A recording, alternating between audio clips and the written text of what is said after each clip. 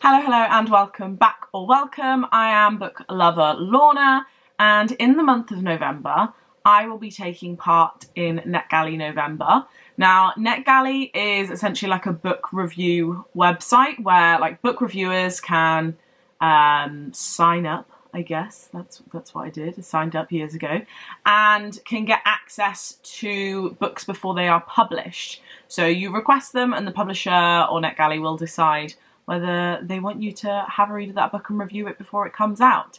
Every November, and I say every November, it only started last year, I've started to become part of this group of other bookworms called Netgalley November, and of the month of November, our goal essentially is to read all the books that we've requested, or as many as possible, and to get our feedback ratio up. So I'll go into a bit more detail in that probably in the reading vlog that I'm going to do, which will come at the end of the month. I'm going to do a reading vlog for this so I can share with you my thoughts on the new books, etc.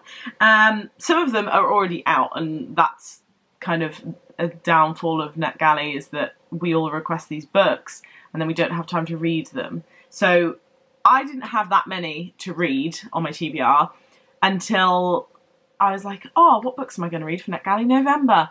And then I went on the website and requested loads, so now I've got loads more. So I've currently got 21 books to read on my Netgalley TBR. I can't read 21 books in a month, so I'm definitely not going to get all of them read in the month.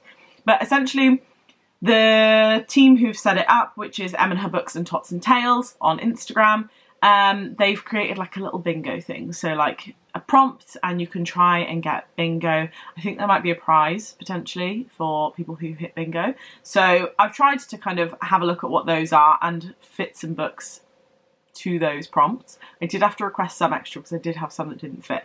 But basically what I'm going to do today is take you through my TBR for Netgalley November of books that I have chosen that I'm expecting to, fingers crossed, read. Some of them I might not read. I might also read a couple of others that I'm kind of excited for, but they don't fit the prompts. So, you know, it's a very open month, but this is kind of my 70% chance likely plan.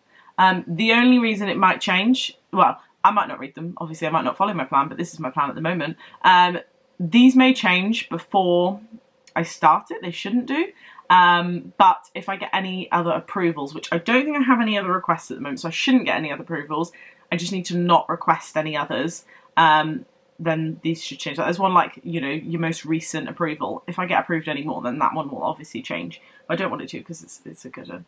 So the prompts for bingo are a book published this year, your oldest approval, book beginning with the letter N, your latest approval, book with a green cover, I struggled to find one for that, a book yet to be released, a book beginning V, a debut author, and most excited for. So I'll go through some of the ones that I've picked. So a book published this year, I've picked Under the Whispering Door, which is one that I have wanted to pick up for quite a while, since I read The House in the Cerulean Sea, and I requested it, and I just simply haven't had time to read it. So I would really love to get that one read. So what I'm going to do on Goodreads is get you the synopsis, Under the Whispering Door. And this is going to be the least sleek video ever because I'm using so many different things. So this one is actually out already. Came out in September. I will read you the synopsis so you know about the books I'm reading. So this says, when a reaper comes to collect Wallace Price from his own funeral... Oh, okay. Wallace suspects he really might be dead. Instead of leading him directly to the afterlife, the reaper takes him to a small village. I can't speak today. On the outskirts of the path through the woods, tucked between the mountains, is a particular tea shop run by a man named Hugo. Hugo is the tea shop's owner to locals and the ferryman to souls who need to cross over. But Wallace isn't ready to abandon the life he barely lived. With Hugo's help, he finally starts to learn about all the things he missed in life. When the manager, a curious, powerful being, arrives at the tea shop and gives Wallace 1 week to cross over... What, to death? Wallace sets about living a lifetime in 7 days. It's not possible. I can't read all the books in 7 days. Under the Whispering Door is a contemporary fantasy about a ghost who refuses to cross over and the ferryman he falls in love with. Ah, it's going to be a little bit of a romance. Oh, that's cute. Okay, that will be, I feel like that will be nice. The House in the Cerulean Sea was quite a cutie one, to be fair. So next, if I can find it on Goodreads, the next prompt is your oldest approval. Now, this has been on my Netgalley TBR since I think when I first got Netgalley. And I put it on my TBR for Netgalley November last year, and I didn't read it. So we're going to try again this year. So this is The Glass Woman by Caroline Lee. Oh, by the way, Under the Whispering Door was by TJ Klune. So The Glass Woman by Caroline Lee. This sounds good, but I just have no want to read it, but I'm going to read it. 1686, Iceland. An isolated windswept land, haunted by witch trials and steeped in the ancient sagas. Betrothed unexpectedly to John Eriksson, Rosa is sent to join her new husband in the remote village of Stikisholme. She's sent to a remote village. Okay. Here, the villagers are wary of outsiders, but Rosa harbours her own suspicions. Her husband buried his first wife alone in the dead of night. I would not have married him, honey. He will not talk of it. Instead, he gives her a small glass figurine. She does not know what it signifies.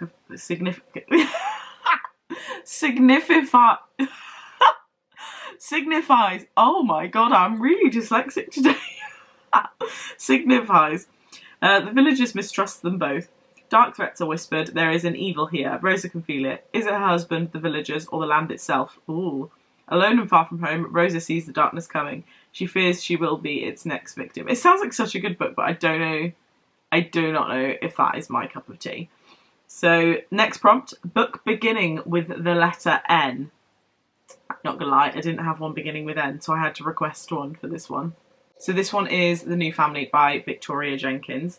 This has got a long synopsis, so we might not read all this because my speaking out loud just can't cope with this. Okay, are you ready?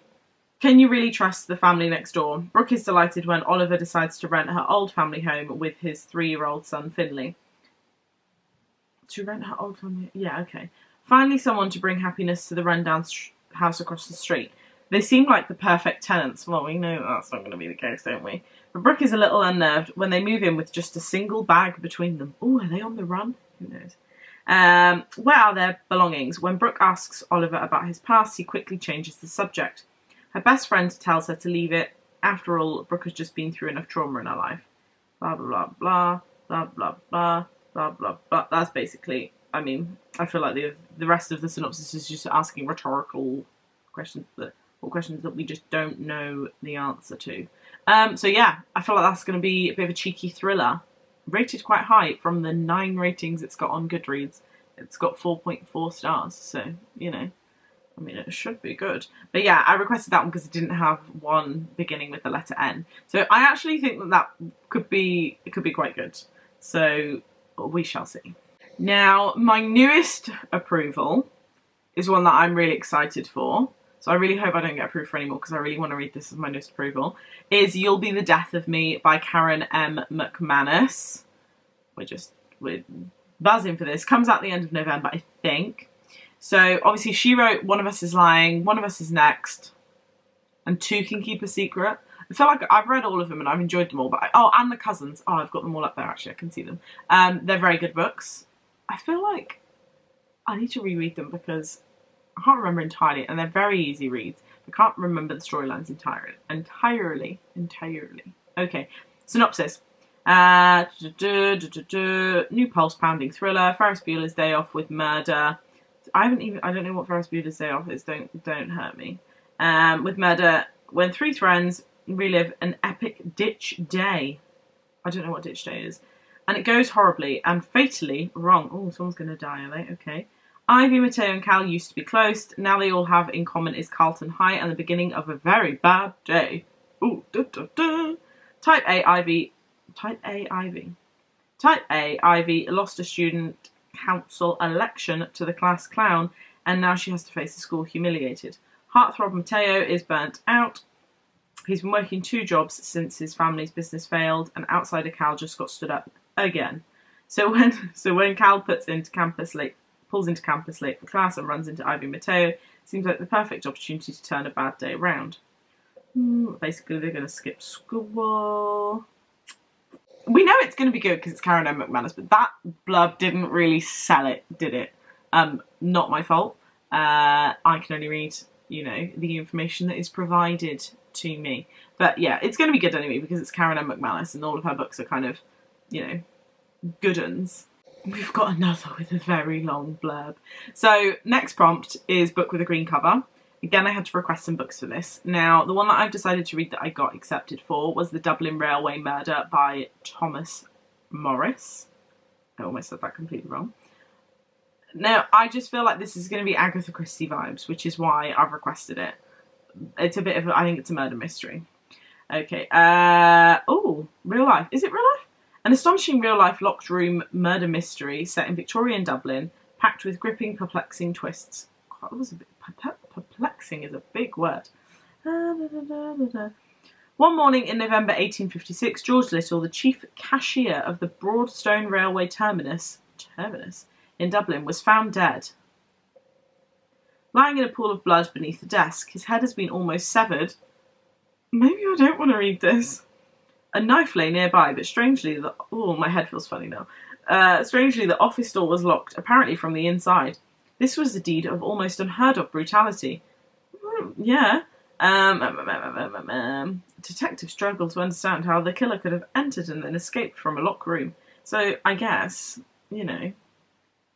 superintendent, detective, 5 suspects.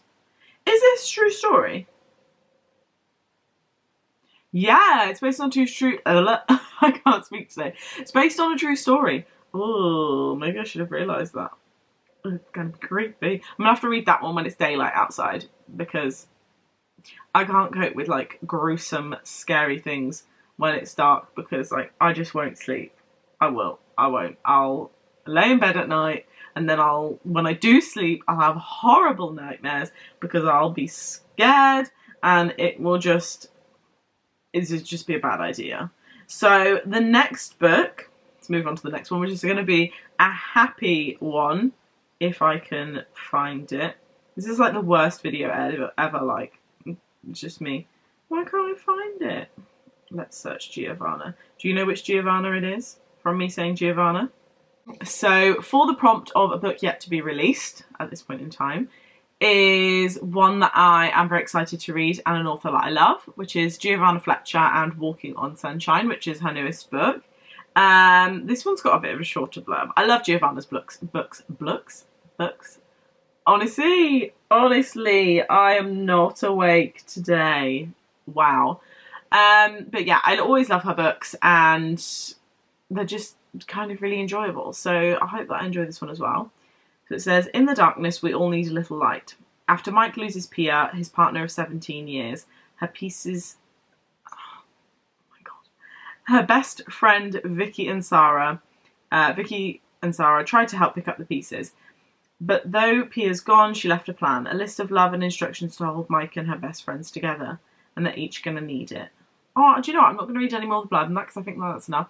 Feels like kind of potentially P.S. I Love You vibes. Potentially. I'm really looking forward to that one, and I have been since she announced that she had another book out, because it feels like it's been ages since Giovanna had a book out. The next prompt is a book beginning the, and my choice is The Early Life of Walt Disney, because I love Disney, and I just feel like it'd be interesting, by Andrew Keast. This is out. This came out in October. Oh yeah, I haven't been checking the dates for the other ones. They're the worst booktuber ever. This one I've been interested to read. This is a lot of synopsis. We don't really need a synopsis, do we? It's about the early life of Walt Disney. Probably before his time of creating Disney, I would imagine. Or maybe before his time making the parks. Not necessarily the Disney empire. Oh, okay, so actually, it's the 20th century emerges, blah, blah, blah. Yeah, so when the film's coming out and everything like that.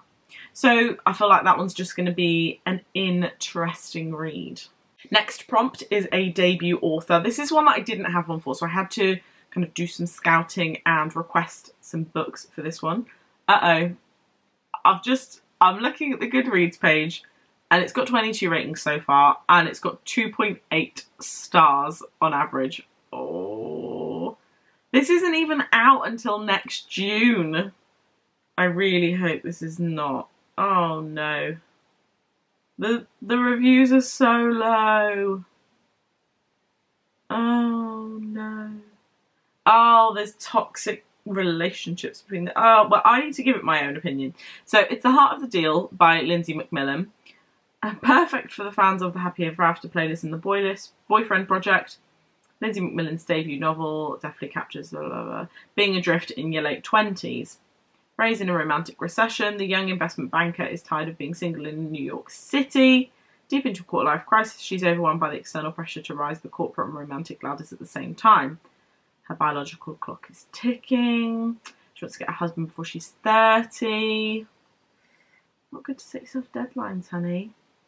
I think it's basically... Oh, so she's meeting a poetic soul named Dustin.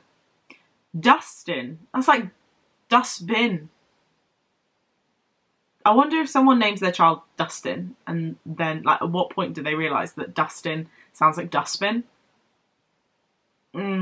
Yeah, that's not fab. So this is going to be a bit of a romance, apparently, with toxic characters in it. So, you know, that one's going to be good. Good choice, Lorna. Good choice. So my last prompt is most excited for, and I have chosen On a Night Like This by Lindsay Kelk. Just trying to find you the synopsis now. On a Night Like This. Okay, On a Night Like This, Lindsay Kelk's newest book. We like Lindsay Kelk. When Fran Cooper accepts a mystery temporary job as a PA to a celebrity, she is swept off her feet overnight. Working with internationally famous singer Juliet, Fran is the person charged with getting Juliet to the Crystal Ball, a glittering event when the world's rich and famous gather on, I can't pronounce that island, a beautiful Mediterranean island. For a night like no other, what Fran doesn't know is that on this night, everything will change for her too. That instead of standing on the sidelines, she'll be putting on the most beautiful dress she'll ever seen and have the most unforgettable night of her life. So I feel like that's going to be quite interesting. So those are the books that I plan to read.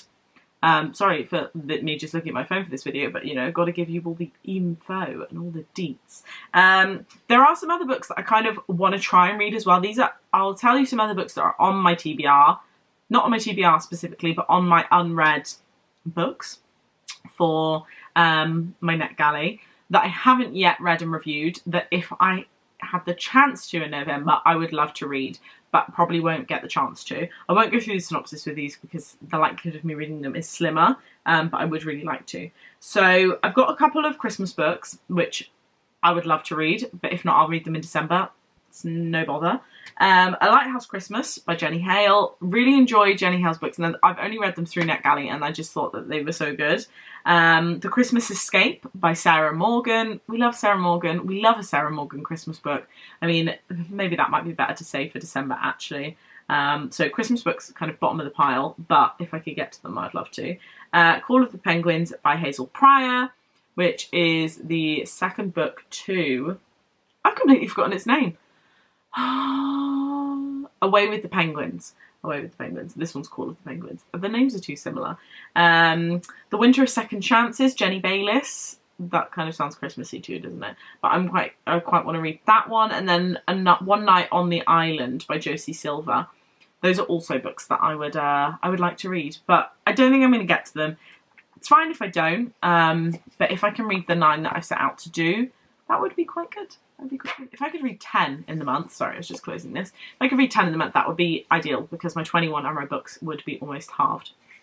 So fingers crossed, pray for me, gonna read lots. But yeah, I'm gonna do a vlog of the books that I'm reading and share with you my thoughts of the books as I go along. So, you know, kind of make your predictions. Which ones do you think I'm gonna like? Which ones do you think I'm gonna hate? Which ones are you excited for? Like, do you want to read any of these when they come out in print? Let me know. I want to know all the gossip. Anyway, thank you very much for watching. Happy reading, and I'll see you all soon. Bye!